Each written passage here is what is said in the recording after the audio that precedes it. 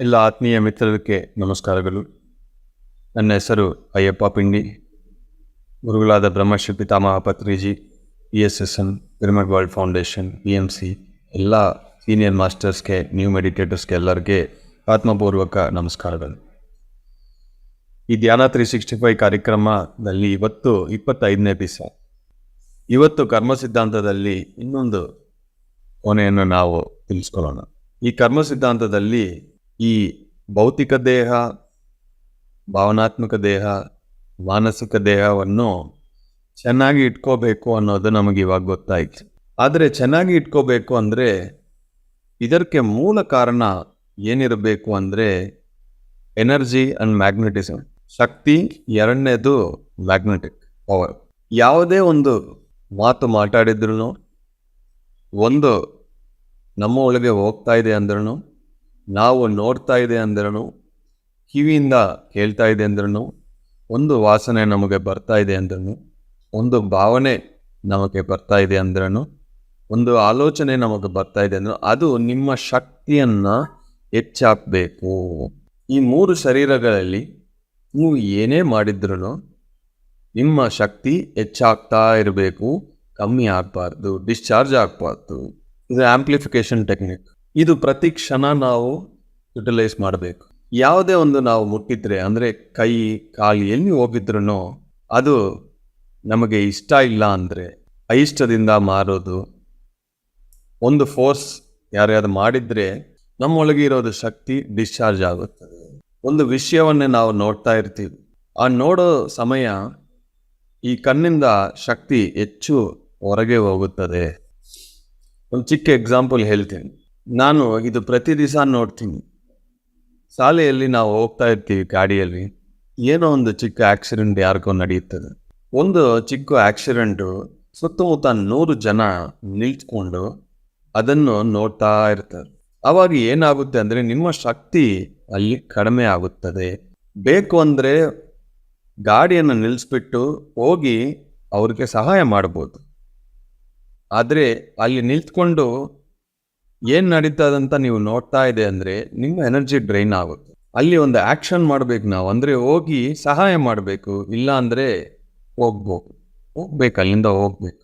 ಸುಮ್ಮನೆ ನಿಲ್ತ್ಕೊಂಡು ಅವ್ರು ಎಷ್ಟು ಕಷ್ಟಪಡ್ತಾ ಇದ್ದಾರೋ, ಏನು ನಡೀತು ಎಲ್ಲ ಚರ್ಚೆ ಮಾಡಿ ನೋಡ್ತಾ 100 ಜನ ನಿಲ್ತ್ಕೊಳ್ತಾರೋ ಅವ್ರಿಗೆ ಶಕ್ತಿ ಹೀನ ಆಗುತ್ತದೆ. ಅಂದರೆ ಫಿಸಿಕಲ್ ಬಾಡಿ ಎನರ್ಜಿನೂ ಹೋಗುತ್ತದೆ. ಅಲ್ಲಿ ಒಬ್ಬರು ಕಷ್ಟಪಡ್ತಾ ಇದ್ದಾರೆ, ಆ ಎಮೋಷ್ನಲ್ ಎನರ್ಜಿನೂ ನಿಮ್ಗೆ ವೇಸ್ಟ್ ಆಗುತ್ತದೆ.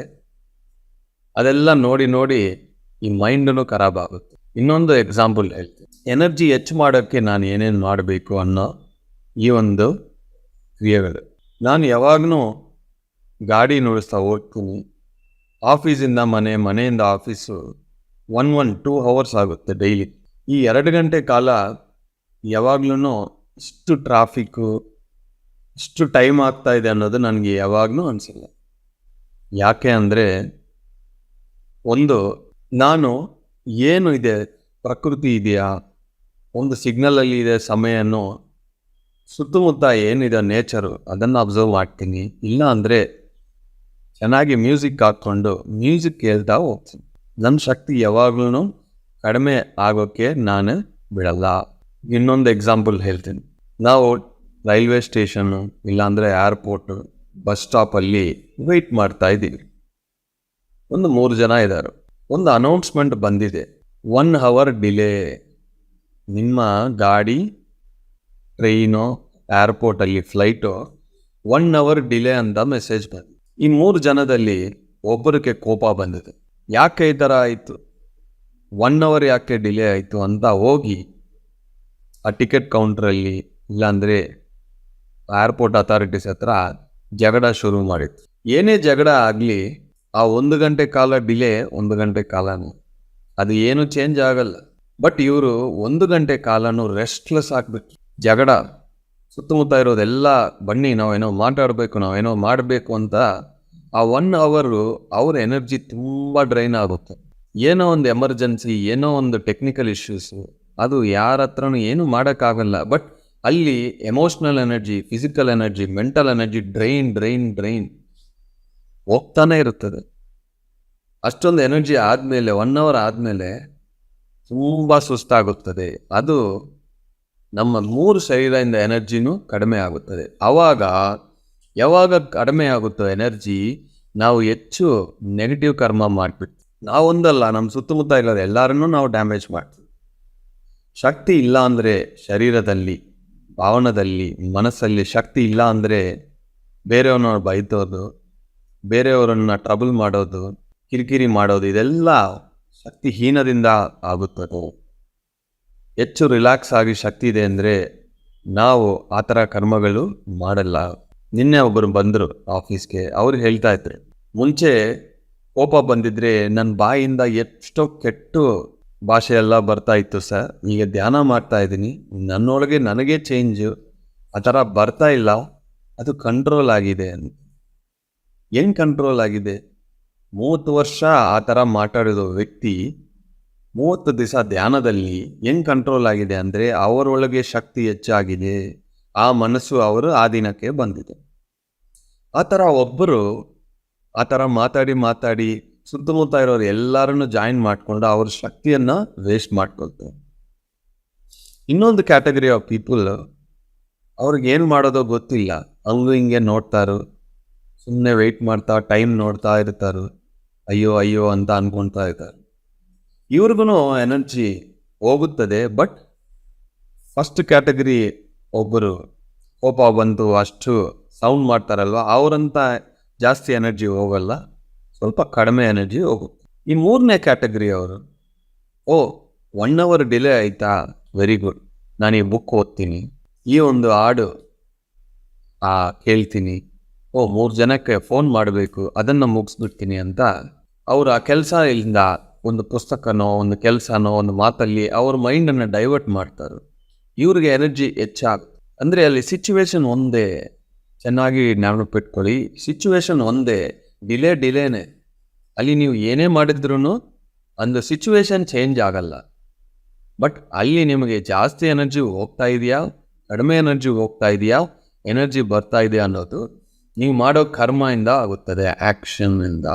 ಯಾವಾಗ ಅಲ್ಲಿ ಎನರ್ಜಿ ನಿಮಗೆ ಹೆಚ್ಚು ಬರೋ ವಿಷಯಗಳು ನೀವು ಮಾಡ್ತೀವೋ, ನೀವು ನೆಗೆಟಿವ್ ಕರ್ಮನೂ ಮಾಡಲ್ಲ, ನಿಮ್ಮೊಳಗೆ ಶಕ್ತಿನೂ ಕಡಿಮೆ ಆಗಲ್ಲ. ಆವಾಗ ನಿಮಗೆ ಆರೋಗ್ಯನೂ ಸಿಗುತ್ತದೆ, ಮನಃಶಾಂತಿ ಸಿಗುತ್ತದೆ, ಆ ಭಾವನೆಗಳು ನಿಮ್ಮನ್ನು ಅಫೆಕ್ಟ್ ಮಾಡಲ್ಲ. ಇದೊಂದು ಫೇವ್ರೆಟ್ ಎಕ್ಸಾಂಪಲ್ ನಾನು ಒಂದು ಹೇಳ್ತೀನಿ. ನಾವು ಗುರುಗಳಾದ ಪತ್ರಿಜಿಯವರ assistant, personal assistant Saikumar Reddy ಅವರು ಹೇಳಿತ್ತು. ಎಷ್ಟೋ ಜನಕ್ಕೆ ಈ ಎಕ್ಸಾಂಪಲ್ ಗೊತ್ತು, ಆದ್ರೇನು ಇವತ್ತು ಈ ಸಂದರ್ಭದಲ್ಲಿ ಆ ಒಂದು ಎಕ್ಸಾಂಪಲ್ ನಾನು ನಿಮಗೆ ಹೇಳಬೇಕು, ಏನಾಯಿತು ಅಂತ ಅರ್ಥ ಮಾಡ್ತೀನಿ. ಯಾಕೆಂದರೆ ಈ ಒಂದು ಉದಾಹರಣೆ ನನ್ನ ಜೀವನದಲ್ಲಿ ಎಷ್ಟೋ ವಿಷಯಗಳಿಗೆ ಕ್ಲಾರಿಟಿ ಕೊಟ್ಟಿದೆ.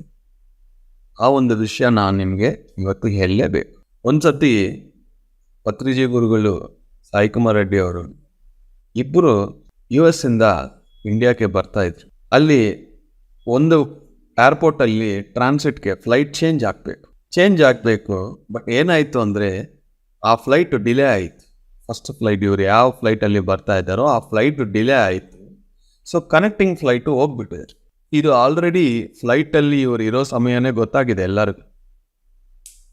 ಅನೌನ್ಸ್ಮೆಂಟಲ್ಲಿ ಹೇಳಿದ್ರು, your connecting flight has left. So next flight ಅಂದರೆ ಓನ್ಲಿ ನೆಕ್ಸ್ಟ್ ಡೇ ಮಾರ್ನಿಂಗ್ ಇದೆ. ಆವಾಗ ಫ್ಲೈಟ್ ಒಳಗೆ ಎಷ್ಟು ರೆಸ್ಟ್ಲೆಸ್ನೆಸ್ ಬಂದಿದೆ ಅಂದರೆ, ಒಬ್ಬರು ಹೇಳ್ತಾ ಇದ್ರು ಅಂದರೆ ಫ್ಲೈಟ್ ನಿಲ್ಲಿಸಿ ಕೆಳಗೆ ಹೋಗಿ ನಾನು ಏನು ಮಾಡ್ತೀನೋ ನೋಡಿ ಅಂತ ಒಂದು ದೊಡ್ಡ ಗ್ಯಾಂಗ್ ಅಲ್ಲಿ ರೆಡಿ ಆಗಿದ್ರು. ಇವರು ಪತ್ರಿಜಿ ಅವರನ್ನು ಸಾಯಿಕುಮಾರ್ ರೆಡ್ಡಿ ಅವರನ್ನು ಏನು ಮಾಡಿಲ್ಲ, ಸುಮ್ಮನೆ ಕುತ್ಕೊಂಡಿದ್ರು ಅಷ್ಟೇ. ಫ್ಲೈಟ್ ನಿಲ್ತಿನ ತಕ್ಷಣ ಎಲ್ಲರೂ ಕೆಳಗೆ ಹೋಗಿ ಅಲ್ಲಿ ಏರ್ಪೋರ್ಟ್ ಹತ್ರ ತುಂಬ ಗಲಾಟೆ ಮಾಡಿದ್ರು. ಅವರು ಹೇಳ್ತಾ ಇದ್ರು, ಕನೆಕ್ಟಿಂಗ್ ಫ್ಲೈಟನ್ನು ಟೈಮ್ಗೆ ಹೋಗಬೇಕು, ಸಮ್ ಟೆಕ್ನಿಕಲ್ ಇಶ್ಯೂ ಇದೆ, ನಮ್ಮ ಕೈಯಲ್ಲಿ ಏನಿಲ್ಲ ಸರ್ ಅಂತ ಹೇಳಿದ್ರು ಇವರು ಬಿಡಲ್ಲ. ಅಷ್ಟೊಂದು ಜಗಳ ಮಾಡಿದ್ರು, ಕಂಟ್ರೋಲ್ ಮಾಡೋಕ್ಕಾಗಿಲ್ಲ. ಕೊನೆಗೆ ಏನು ಮಾಡಿದ್ರು, ಅಷ್ಟೊಂದು ಜಗಳ ನೋಡಿ ಆ ಏರ್ಪೋರ್ಟ್ ಅಥಾರಿಟಿಗೆ ಸುಸ್ತಾಯಿತು. ಪೊಲೀಸ್ ಅವರನ್ನು ಕರೆದ್ಬಿಟ್ಟು ಅವರೆಲ್ಲನೂ ಪೊಲೀಸ್ ಸ್ಟೇಷನ್ಗೆ ಹೋಗಿದ್ರು.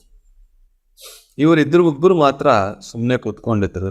ಈ ತಮಾಷೆಯನ್ನು ನೋಡ್ತಾ ಸಾಯಿಕುಮಾರ್ ರೆಡ್ಡಿ ಅವರು ಹೋಗಿ ಆ ಏರ್ಪೋರ್ಟ್ ಆ ಅಫಿಷಿಯಲ್ ಹತ್ರ ಸರ್ ಈ ಥರ ಲೇಟ್ ಆಯಿತು, ನನಗೆ ಅರ್ಥ ಆಯಿತು, ನಾನು ನಮ್ಮ ಗುರುಗಳಿದ್ದಾರು, ಏನೋ ಒಂದು ನೋಡಿ ಮಾಡಿ ಸರ್ ಅಂದರೆ ಕುತ್ಕೊಳ್ಳಿ ನಾನು ಹೇಳ್ತೀನಿ ಅಂತ.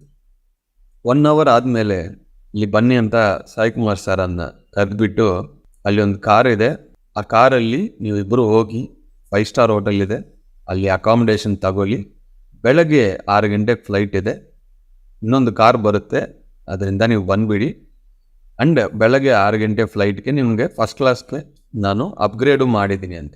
ಇವರು ಧನ್ಯವಾದಗಳಂತ ಹೇಳಿಬಿಟ್ಟು ಬಂದರು. ಪತ್ರಿಜಿಯವ್ರು ಕೇಳಿದರು, ಏನಾಯಿತು ಅಲ್ಲಿ ಅಂದರೆ, ಎಲ್ಲರೂ ಜಗಳ ಮಾಡಿದ್ರು ಸರ್, ನಾನು ಏನೂ ಮಾಡಿಲ್ಲ, ನಮಗೆ ಈ ಥರ ಅಕಾಮಿಡೇಷನ್ ಬಂದಿದೆ ಅಂತ ಹೇಳಿದ್ರು. ಹೋಗ್ಬಿಟ್ಟು ಬೆಳಗ್ಗೆ ಬಂದ ತಕ್ಷಣ ಇವರೆಲ್ಲರೂ ಪೊಲೀಸ್ ಸ್ಟೇಷನಿಂದ ಬಂದಿದ್ದರು, ಇವರು 5 ಸ್ಟಾರ್ ಹೋಟೆಲಿಂದ ಬಂದಿದ್ದು. ಅವರೆಲ್ಲ ಕೇಳಿದ್ರು, ನೈಟ್ ಎಲ್ಲಿದ್ದರು ನೀವಿಬ್ಬರು, ಕಾಣಿಸಿಲ್ಲ ಅಂದರೆ ನಾವು 5 ಸ್ಟಾರ್ ಹೋಟೆಲಲ್ಲಿ ಇದ್ವಿ ಅಂದರೆ, ನಾವೆಲ್ಲ ಪೊಲೀಸ್ ಸ್ಟೇಷನಲ್ಲಿ ಇದ್ವಿ ಅಂತ. ಏನಾಯಿತು ಅಂದರೆ, ನೀವು ಜಗಳ ಮಾಡಿದ್ದೀನಿ, ನಾನು ಶಾಂತವಾಗಿ ಇದ್ದೀನಿ, ನನಗೆ ಈ ಥರ ಸಿಕ್ತು, ನಿಮ್ಗೆ ಅಲ್ಲಿ ಸಿಕ್ತು ಅಂತ. ಈ ಒಂದು ಹೇಳ್ಬಿಟ್ಟು ಅವ್ರು ನನಗೆ ಏನು ಹೇಳಿದ್ರಂದರೆ, ಎಲ್ಲಿ ಆಗಲಿ ಈ ಪ್ರಪಂಚದಲ್ಲಿ ಶಾಂತದಿಂದ ಕೋಆಪ್ರೇಟಿವ್ ಆಗಿ ನಾವು ಮಾತಾಡಿದರೆ ಏನೇ ಕೆಲಸನೂ ನಡೆಯುತ್ತದೆ. ನೀವು ಕೋಪವನ್ನು ಈಗೋವನ್ನು ನಾವು ತೋರಿಸಿದ್ರೆ ಅವರು ತೋರಿಸ್ತಾರೆ. ಕೆಲಸ ಆಗಬೇಕು ಅಂದರೆ ಆ ಶಾಂತವಾದ ಆ ಮನಸ್ಸು ಭಾವನೆಗಳು ನಮ್ಮ ಒಳಗೆ ಇದೆ ಅಂದರೆ ಕೋಆಪ್ರೇಷನ್. ಇದು ಮಾಡೋಕ್ಕೆ ಈಗೋ ಬರಬಾರ್ದು, ಒಂದು ಹೆಲ್ಪ್ ಕೇಳಬೇಕು. ಆ ಈಗೋವನ್ನು ಬಿಟ್ಟು ನಾವು ಹೆಲ್ಪನ್ನು ಕೇಳಿದರೆ ನಮ್ಮ ಎನರ್ಜಿನೂ ವೇಸ್ಟ್ ಆಗಲ್ಲ, ಯಾರೇ ಆಗಲಿ ನಮಗೆ ಹೆಲ್ಪ್ ಮಾಡ್ತಾರೆ. ಎಂಥ ಪರಿಸ್ಥಿತಿ ಆಗಲಿ ಆ ವಿನಮ್ರತೆ ಅಂತ ಹೇಳ್ತಾರೆ, ಅದು ಇದೆ ಅಂದರೆ the whole world will cooperative. ಅದು ಇಲ್ಲ ಅಂದರೆ ನಮ್ಮ ಈಗೋವನ್ನು, ನಮ್ಮ ಪವರನ್ನು ನಾವು ಅಲ್ಲಿ ತೋರಿಸಿದ್ರೆ ಒಂದೊಂದು ಸತಿ ವರ್ಕ್ ಆಗುತ್ತೆ, ಎಲ್ಲ ಕಡೆನೂ ಅದು ವರ್ಕ್ ಆಗಲ್ಲ. ಯಾಕೆಂದರೆ ಮೈಂಡ್ ಟು ಮೈಂಡ್ ಯಾವಾಗಲೂ ಎನರ್ಜಿ ಡ್ರೈನೇ ಆಗುತ್ತದೆ, ಹಾರ್ಟ್ ಟು ಹಾರ್ಟ್ ಯಾವಾಗಲೂ ಎನರ್ಜಿ ಹೆಚ್ಚಾಗುತ್ತದೆ. ಈ ಥರ ಎಷ್ಟೋ ಎಷ್ಟೋ ಎಷ್ಟೋ ಅನುಭವಗಳು ನನಗಿದೆ.